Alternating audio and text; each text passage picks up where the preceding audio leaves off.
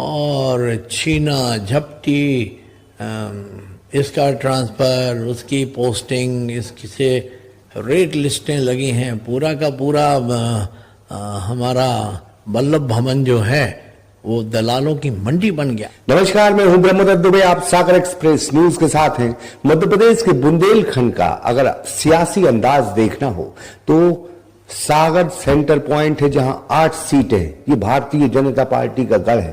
और अगर अंदर जाना हो तो सागर विधानसभा आपको देखनी होगी। लगातार यहां भारतीय जनता पार्टी चुनाव जीत रहे। जो कांग्रेस ने टिकट बंटवारे को लेके जो गलतियां की, समाजवादी पार्टी के साथ गठबंधन में वो चूकी, इन तमाम चीजों के बीच में जो कांग्रेस का माहौल था वो बिगड़ता नजर आ रहा है। इवन अगर हम सागर जिले की बात करें, जो गढ़ है सागर, वो बहुत मजबूत स्थिति में अब सागर की तरफ से दिख रहा है। आज हम फिर शैलेंद्र साहब से बात करेंगे, इसी विषय पर होगी। भाई साहब, गढ़ है सागर, और अगर आप पूरी 26 सीटों में देखा जाए तो गोपाल भार्गव, भूपेन्द्र जी, शैलेंद्र जी, इनको हराने की कोई रणनीति जो बना रही थी कांग्रेस, पूरी तरह फेल लग रही है यहाँ पे। निश्चित रूप से कहा है अपने यहाँ बुंदेलखंडी में कि बोए बीज बबूल के तो आम कहाँ से होए। आपने राजनीतिक मर्यादाओं को तार तार किया, ये उचित नहीं है, इसकी आवश्यकता ही नहीं थी। तो इस नाते से तो मैं ये मानता हूँ। और दूसरी बात ये है कि सागर की जनता ने विकास का जो रस है वो चख लिया है। इनके लंबे समय के कालखंड को लोग भूल नहीं सकते हैं। खास तौर से जो हमारे उस समय यंग लोग रहे होंगे 93 से 2003 के बीच में, उन्हें इस बात का भय है कि कहीं कांग्रेस सरकार आ गई और कहीं उसी पैटर्न पे, जिस पैटर्न पे दिग्विजय सिंह जी 10 वर्ष में कांग्रेस मध्य प्रदेश को लेके गए थे, तो फिर तो इस मध्य प्रदेश का बेड़ी गर्क हो जाएगा। ये मध्य प्रदेश जो विकास के पथ पे आज एक तेज गति से दौड़ता हुआ जो प्रदेश पूरे देश भर में है, तो उसमें रोक लग जाए, ब्रेक लग जाएंगे। और वो उसकी वानगी जो है माननीय कमलनाथ जी ने 16 महीने के अपने शासनकाल में दिखा दी। वो धोखे की सरकार थी, गवर्नमेंट बाय एक्सीडेंट, बहुमत के बगैर। जनादेश भारतीय जनता पार्टी को था, आधा % वोट उन्हें ज्यादा मिला था, नैतिकता के आधार पर सरकार उनकी बनी थी। खैर, वो नैतिकता भारतीय जनता पार्टी ने दिखाई, कोई हलचल नहीं, सीधे जाके इस्तीफा दिया मुख्यमंत्री जी ने उस समय। लेकिन 16 महीने में जिस तरह से उन्होंने अपने किए गए तमाम वादों को दरकिनार करके और जो उनका वास्तविक चरित्र है, वास्तविक स्वरूप है, उस स्वरूप पे आ गए। और छीना झपटी, इसका ट्रांसफ़र, उसकी पोस्टिंग, इससे रेट लिस्टें लगी हैं। पूरा का पूरा हमारा वल्लभ भवन जो है वो दलालों की मंडी बन गया। पूरे मध्य प्रदेश को उन्होंने बाजार बना दिया, जिसकी हर चीज़ की कीमत थी। कीमत अदा करिए और आप अपनी पोस्टिंग कराइए, आप अपना ट्रांसफ़र कराइए। इन्हें लगा कि बगैर पैसा इन्वेस्ट किए, बगैर कुछ किए, सबसे अच्छा काम पैसा कमाने का यही हो सकता है। तो उस समय जितने ट्रांसफ़र हुए हैं उनका अगर आंकड़ा आप डाटा इकट्ठा कर लें तो मुझे लगता है कि 5 साल नहीं 15 साल में भी भारतीय जनता पार्टी ने उतने ट्रांसफ़र नहीं किए होंगे जितने 16 महीने में कर डाले। पूरा मध्य प्रदेश उथल पुथल मच गया। ये कभी भी एक अच्छी नीति नहीं हो सकती कि आप इतने बड़े पैमाने पे ट्रांसफ़र कर दें कि लोग जो हैं बदहवाल बदहोश होके यहाँ वहाँ घूमे हैं और अपना कैंसिल कराने में ताकत। तो मध्य प्रदेश में 16 महीने में वास्तव में कुछ नहीं हो। और सागर के मामले में तो मैं कह सकता हूँ कि 16 महीने में एक भी पैसे की कोई योजना यहाँ ना तो क्रियान्वित की, ना उन्होंने उसकी घोषणा की। बहुत अपेक्षाएं थी इनने भी कहा था कि हम ये करेंगे, हम वो करेंगे, कुछ इनने किया नहीं। और 16 महीने में सागर में एक बार आए और जो हमारी योजनाओं के अनुरूप बना, हम लोगों ने जो निर्माण किया था उसका फीता काट के चले गए। तो लोगों को लगा कि तुम आए काहे के लिए थे। हमारी कलेक्ट्रेट भारतीय जनता पार्टी की देन है, स्मार्ट सिटी का ऑफिस भारतीय जनता पार्टी की देन है। उनका लोकार्पण करके आपने सागर के साथ कौन सा न्याय किया? तो इन्हें कभी बुंदेलखंड के साथ भी न्याय नहीं किया। बुंदेलखंड के साथ न्याय अगर कभी हुआ है और खास तौर से सागर के साथ कोई न्याय हुआ है तो वास्तव में भारतीय जनता पार्टी के शासनकाल में ही हुआ है। जब 3 जैन चुनावी मैदान में हैं, ब्राह्मण वोट बहुत अहम है, भारतीय जनता पार्टी का गढ़ है और लगातार आशीर्वाद भी देती आई है। इस दफा जो है क्या कितना साथ है ब्राह्मण वोट जो है वो बहुत, वोटर जो है वो बहुत बुद्धिजीवी है, पढ़ा लिखा है और प्रबुद्ध है। और उससे भी बड़ा कहा जाए कि वो विद्युत है। ऐसे विद्युत जनों को ये जो चीज़ें चल रही हैं कि इन्हें खड़ा कर दो तो वोटें बढ़ जाएंगी, उन्हें खड़ा करने से डिवीज़न हो जाएगा, ऐसा मुझे नहीं लगता। इसलिए नहीं कि मैं ऐसा एक हाइपोथेटिकल बात कर रहा हूं, मेरा अनुभव है। इसके पिछले 2018 में कुछ लोगों ने मिलकर ये प्रयोग किया था, लोगों को याद होगा। तो उस समय जो ब्राह्मण चेहरा था वो उसको कितनी वोटें मिली थी ये सबको मालूम है। तो मुझे नहीं लगता कि ये प्रयोग सफल होगा। हाँ, कोई ऐसी समाज हो जो सोच नहीं पा रही हो, समझ नहीं पा रही हो और शायद अज्ञानता के चलते ऐसा कुछ कर ले, कम से कम ब्राह्मण समाज के विषय में तो ऐसा नहीं कह सकते। ब्राह्मण समाज इस समाज को दिशा देने वाला समाज है, वो ब्राह्मण समाज ऐसी गलती कैसे करेगा जब मालूम है कि उनका भविष्य, इस शहर का भविष्य, मध्य प्रदेश का भविष्य कहाँ सुरक्षित है। तो इतने सजग प्रहरी तो हमारे विप्र बंधु हैं, माताएं बहनें हैं, वो बहुत सोच समझ के वोट करेंगे। इससे मुझे नहीं लगता कोई फर्क पड़ेगा। बहुत बड़ी टीम है, 40 से ऊपर पार्षद हैं आपके, और आप देख लो कि एससी वोट के जितने वार्ड हैं वो भी लगातार भाजपा जीतती आई। माने ब्राह्मण बड़ा वोट भाजपा के साथ, एससी बड़ा वोट जो कांग्रेस दावा करती है कि साहब हमारा वोट है वो। लेकिन आपके नगर पालिक निगम में कई वार्ड ऐसे हैं जो जीते हैं आप। अधिकांश अपवाद स्वरूप एक आध वार्ड जो है बाय एक्सीडेंट हम हार गए, फकत 30-40 वोट से। उसमें भी उस गणित अलग था। अनुसूचित जाति वर्ग के लोगों के साथ हम लोगों ने, खास तौर से मैंने सागर में, जो लोग मुझसे समस्या निवारण शिविर में आते हैं, मैं उनकी बात सुनता हूँ, उनके समाधान की दिशा में कुछ सार्थक पहल करता हूँ, जो भी मुझसे बन पड़ता है उनके लिए कर देता हूँ, करने की कोशिश करता हूँ। ऐसे व्यक्ति 80% अनुसूचित जाति वर्ग के हैं। तो वो लोगों के साथ मेरा कांटेक्ट जीवंत है, हार्ट टू हार्ट लोग जुड़ गए। तो अब उन्हें और कोई पोसाएगा नहीं। उन्हें मालूम है कि हमारे साथ उनका कंफर्ट लेवल है।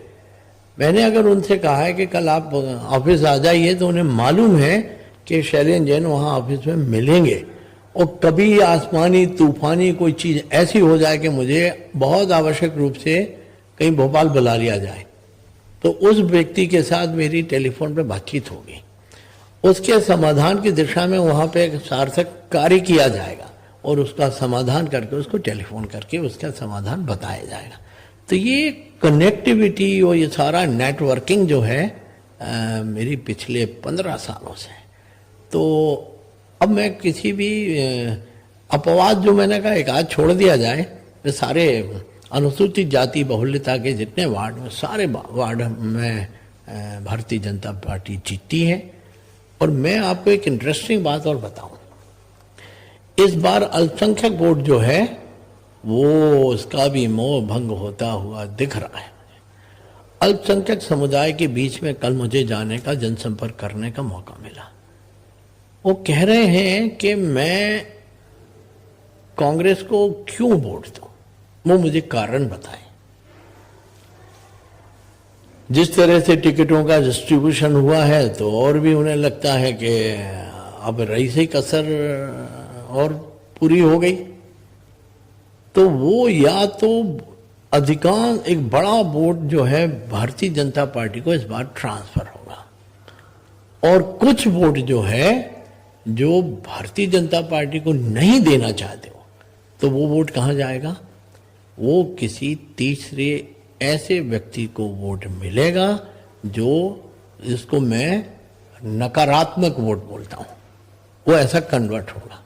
तो इस बार अल्पसंख्यक समुदाय का वोट निश्चित रूप से डिसाइडिंग वोट होगा, और अल्पसंख्यक समुदाय के लोगों जितने मुखर हैं, लाडली बहना का लाभ उन्हें भी खूब मिला है, खूब आनंद से हैं बहनें, उनके चेहरे पे खुशी का माहौल था।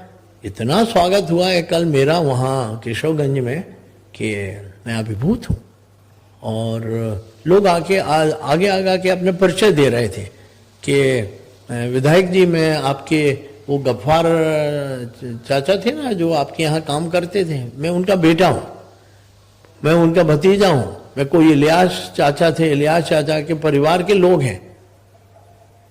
कहीं मैंने राहतगढ़ वाटरफॉल में दुर्घटना में 4 बच्चों की मौत हो गई थी, वो जैसी जानकारी मुझे मिली, मैंने तुरंत माननीय मुख्यमंत्री से बात की, और उन लोगों को जो आर्थिक सहायता मिली उसका उल्लेख यहाँ जो धार्मिक संस्थाओं पे बैठे हुए, धार्मिक पोजीशन पे बैठे हुए लोग हैं, उन्होंने उसका जिक्र किया कि ऐसे व्यक्तियों के साथ समाज को क्यों नहीं होना चाहिए। तो मैं उनका धन्यवाद देता हूं कि वो उनने अब भारतीय जनता पार्टी के प्रति और मेरे प्रति इंडिविजुअली व्यक्तिगत रूप से पॉजिटिव वे में सोचना शुरू किया है। तो ये एक अच्छा शुभ संकेत मैं मानता हूं। उसी केशवगंज में मैं 2 दिन पहले गया था रात को देवी माँ के दर्शन करने, तो मैं देखा कि बहुत सारे मुस्लिम बंधु जो हैं वो व्यवस्थापक का बैच लगा के और मेरी आगवानी करने आए। तो मुझे लगा ये आय काय के लिए हैं, तो फिर मैंने वो देखा तो वो तो दुर्गा समिति के प्रबंधक और वो हैं वॉलंटियर्स हैं। वो हमें लेके गए, देवी माँ की आरती कराई, आरती करा के फिर वहाँ 5-6 जगहों पे अलग अलग देवी जी विराजमान थे। मैं जहाँ गया वहाँ पे अल्पसंख्यक समुदाय की सहभागिता, मैंने फिर अपने बातचीत में कहा, मैंने कहा ये सकारात्मक संदेश है, एक सकारात्मक सोच है, इस सकारात्मक दिशा में देश जा रहा है, समाज जा रही है। तो ये पढ़ने की ज़रूरत है, समझने की ज़रूरत है। अब वो बात नहीं रहेगी कि ये हमारा वोट बैंक है, वो हमारा वोट बैंक है। कोई किसी का वोट बैंक नहीं है। जहाँ पे समाज को अपना भविष्य दिखाई देगा, सागर का भविष्य दिखाई देगा, विकास दिखाई देगा, अब सिर्फ विकास के नाम पे वोट पड़ेगा। अब वो खाई खोदो और मतभेद पैदा करो और लोगों के पुराने घावों को हरा करके और वोट ले पाएंगे, ऐसी संभावना मैं नहीं देखता। मतलब भीतरघात की कुछ संभावना है भाजपा में? भाजपा में भीतरघात नहीं होता। अगर किसी व्यक्ति को निजी रूप में मुझसे कोई परेशानी है तो वो क्या करेगा? ज़्यादा वो मेरा काम करने या पार्टी का काम करने के लिए नहीं आगे आएगा, वो घर बैठ जाएगा। लेकिन भाजपा का विरोध नहीं करेगा। वो भाजपा का ना विरोध करेगा, ना अन्य किसी दल को वोट देगा। वो वोट उसका जाएगा तो आपने सुना होगा, पंच परमेश्वर, अंदर का जमीर, अंदर का भारतीय जनता पार्टी का उसका कार्यकर्ता का भाव वो जागृत होगा और उसको अपना कर्तव्य बोध ध्यान में आएगा। वो कम से कम ये जरूर कहेगा कि बाकी चीज ठीक है, लेकिन मैं भारतीय जनता पार्टी का निष्ठावान कार्यकर्ता हूं। मैं वोट कहीं और नहीं दूंगा, मैं भारतीय जनता पार्टी को वोट दूंगा, क्योंकि जब वो वोट देगा तब वो मुझे शायद भूल जाए, लेकिन वो सम्मानीय प्रधानमंत्री जी का चेहरा नहीं भूल सकता, वो सम्मानीय मुख्यमंत्री जी का चेहरा नहीं भूल सकता। वो चेहरा उसको ध्यान आएगा, वो शपथ उसको ध्यान आएगी, जो शपथ उन्होंने भारतीय जनता पार्टी के कार्यकर्ता के रूप में ली है। तो भारतीय जनता पार्टी का जो कार्यकर्ता है वो एकनिष्ठ है, कर्तव्यनिष्ठ है, और ये व्यक्तिनिष्ठ नहीं होके यहाँ पे जो सारी की सारी विचारधारा पे आधारित दल है। तो ऐसा कोई कारण, ऐसा कोई बल्कि व्यक्ति मैं नहीं देख पाया हूँ अभी तक, मेरे संज्ञान में नहीं आया कि कोई व्यक्ति इस तरह से रुष्ट होकर बैठा। भाई साहब, एक आखिरी सवाल, आपकी वेशभूषा बड़ी जो है डिफरेंट है, मतलब आप ये जो है एक धोती, और ये मतलब कभी कभी तो जो है धोती वाले नेता चल रहे हैं आजकल। आप ये धोती जो है जो लोग पहन लेंगे ना, तब उन्हें पता चलेगा कि ये धोती क्या कमाल की है। ये धोती गजब यूनिफॉर्म है। ये मैं तो अपने पुरखों का धन्यवाद देता हूं, भारतीय संस्कृति और परंपरा को प्रणाम करता हूं।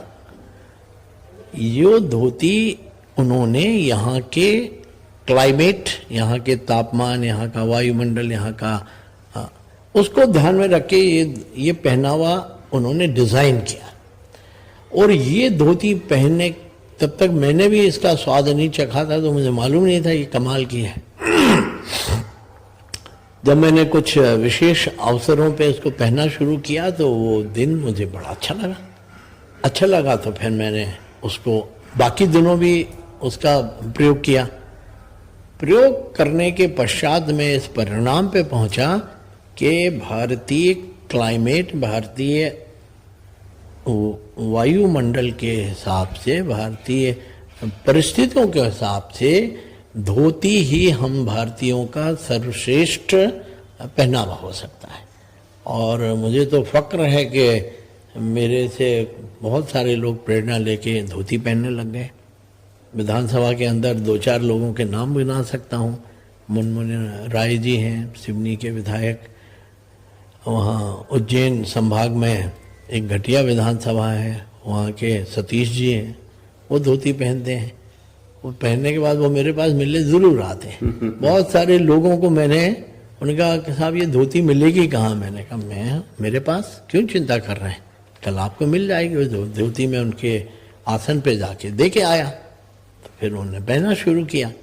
तो ये धोती की परंपरा हमारी संस्कृति, हमारी सभ्यता, हमारी परंपरा का परिचायक है।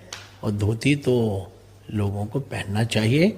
और जिस व्यक्ति ने धोती पहनने को शौक के बतौर भी अगर पहन लिया तो फिर धोती उनका अविभाज्य अंग बन जाएगी, उनके ड्रेस कोड का, जैसा कि मेरा बन गया। बहुत बहुत धन्यवाद भाई साहब। बहुत बहुत धन्यवाद पीरी भाई। बुंदेलखंड में उठी बगावत निश्चित तौर पर कहीं न कहीं कांग्रेस को बेचैन कर रही है। अन्य जगह भी कांग्रेस ने जो टिकट दिए हैं उससे बेचैनी है। सागर में भी शायद कांग्रेस को कोई बहुत सारे कैंडिडेट थे, कैंडिडेट नहीं मिला और उन्हें जैन पर ही दाव खेला। इन तमाम चीजों की अगर समीक्षा की जाए तो भारतीय जनता पार्टी जो 3-4-5 महीने पहले पिछड़ती दिख रही थी, लेकिन टिकट का जिस अंदाज में बंटवारा हुआ है, सरकार अपनी पूरी पोजीशन में है और सभी सीट जीतने का सागर जिले में दावा कर रही है। ब्रह्मदत्त दुबे, सागर एक्सप्रेस न्यूज, सागर। रोहित मोबाइल मकरोनिया का सबसे बड़ा मोबाइल शोरूम, जहां आपको मिलेंगे थोक एवं कम रेट पर मोबाइल। तो आधार कार्ड लाएं और 5 मिनट में मोबाइल ले जाएं। हमारा पता है खाद गोदाम के बाजू से, मकरोनिया चौराहा, सागर।